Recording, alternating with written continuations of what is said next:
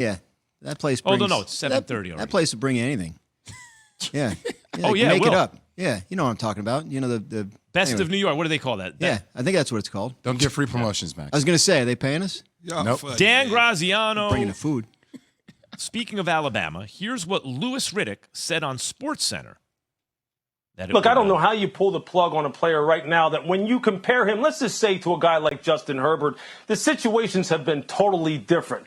And if we look at that, in its totality, look, number one, Tua has not been healthy. You look at Herbert's situation, he had great mentors in the early part of his career last year in guys like Pep Hamilton, and then this year in guys like Brandon Stanley and new offensive coordinator Joe Lombardi. These are all people who helped him continue to develop and turn into the player that he has been. And then on top of it, a guy like Herbert has had great weapons in guys like Mike Williams and Keenan Allen.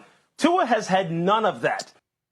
So that's Louis Riddick addressing the idea. In his view, it would be grossly irresponsible for the Dolphins to trade for Deshaun Watson right now. By the way, and on this just in, new show, I don't know if you heard about it, 2 p.m. Eastern on ESPN. Yeah, they got a guy who's handsome and all that. Yes, it's true. The host's very handsome. It has to be a fact. But Louis Riddick and Jeff Darlington and we were all discussing this. First, you have to deal with not just the potential legal, but ethical and moral questions as it relates to Deshaun Watson. But here, he's talking about the side of it from Tua, like you're giving up on Tua awful fast. Yes. Mm-hmm. This is the 5th pick in the draft 18 months ago, right? So everything Louis said is true. I mean, 100% true. Every single word of it, play it back. You won't find one false word. The question is, what are you doing if you're Miami? Now, if Deshaun Watson was not dealing with everything that's going on non-football, right? If he was not being sued by 22 different women for various and sundry terrible things that he's being accused of, then you could see Miami saying, look, we like Tua, but this is Deshaun Watson. I mean, come on, right? You don't get a chance to get a guy like this very often. But you're right. You do have to factor that in.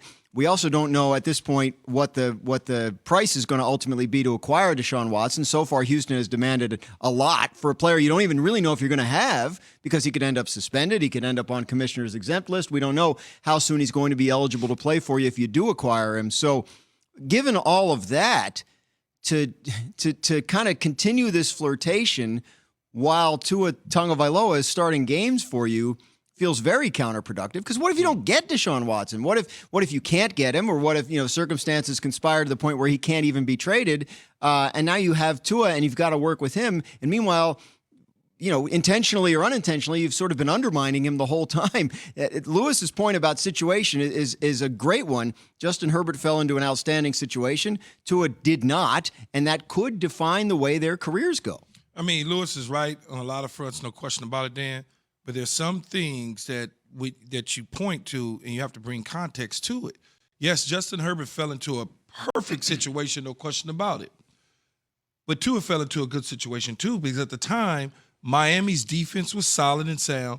Chan Gailey was the offensive coordinator, veteran guy that people swear by in the league as a brain trust of an offense. He helped draft Tua because he felt that was the guy. He moves on. And then Tua continuously is in and out of the lineup because of injury. Right. Which is not Flores' fault. No. That's basically Tua's body. And then when you talk about going out and getting help, they drafted Waddle. Mm-hmm. Parker's there. But in fact, their receiver core is pretty good as a whole, from front to back. Tight end's good. Yeah, tight ends are good. All that. So it's got a good situation. But if I have an opportunity to get a guy like Deshaun Watson, whether he plays this year or not, I'm going to look at that. But looking at that and sniffing at that, because I already know that Tua is not my answer long term. Well, if that's the case, I already know that. That's why I'm doing it. I already know that Tua is not the guy. I want to jump in for a second, guys, But because we have a graphic up on the screen. And Tua, I'm not saying he's a left-handed Drew Brees, but those were the comps. People were hoping. I think that a lot was hopeful. Could he be a left-handed Drew Brees? I just want to point out, Drew Brees and Key, you lament the way that quarterbacks are handled nowadays and the lack of patience and everything. Brees did not start his rookie year. Right. Doug Flutie was a starter. He got into one game, I think, because Flutie got hurt. He started his second year, 17 touchdowns, 16 interceptions. He was benched his third year. They draft Phillip Rivers. His fourth season, he played well. The first year he played well, but they offered him a contract because they were worried about the shoulder. That was not at the top of the market, and he left. And then he became Drew Brees, fell into the perfect situation, got healthy, Sean Payton in a dome, the whole thing. The point is, Tua is, by the old standard, very early in his career, coming off a catastrophic injury as a rookie, not in a perfect situation, even though you point out there's some good things. I don't know. Key, you seem to be he's not Deshaun Watson. We can see that. Of course not. But what's happened in 18 months? I mean, seriously, like they picked him fifth. They picked him over Justin Herbert. Yes. And by the way, there was no one at the time saying, pick Justin Herbert over Tua. That was not because a thing. They would right. Some people were. Dan. It's revisionist history.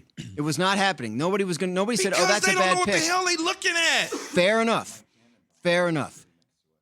No, I know Tannenbaum liked Herbert. That's correct. Listen. And Dan, I'm sorry. The year before, it was tank for Herbert. It was tank for Herbert. Like a year, maybe. But when it was Miami, it was tank for Tua, right? Yes. So I mean, you could make the case that Miami liked Tua for more than 18 months before they drafted him, right? So what has happened in 18 months since they picked him? He hasn't been healthy. So how do you make a legitimate evaluation of him? Look, if you can sit here and say he's not our long-term answer, fine.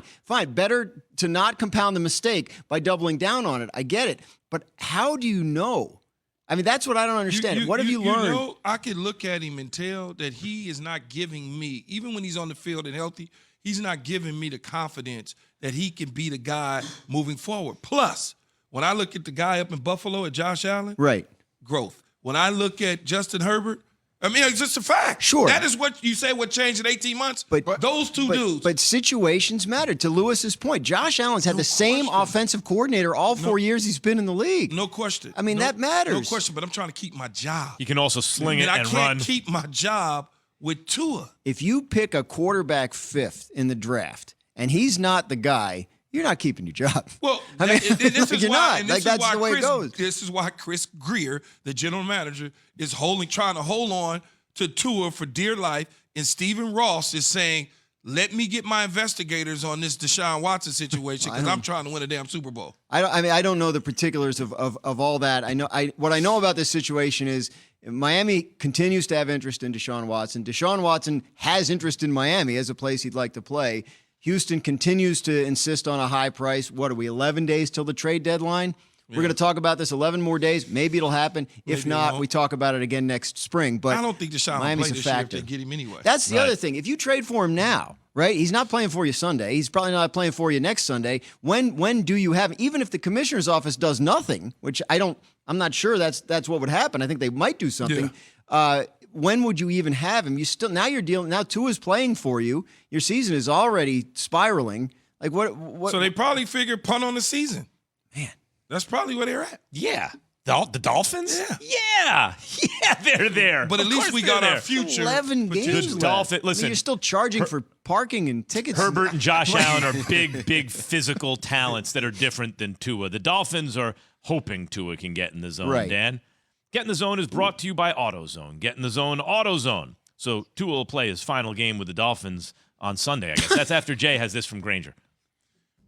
For all the ones who get it done, Granger is always there to help.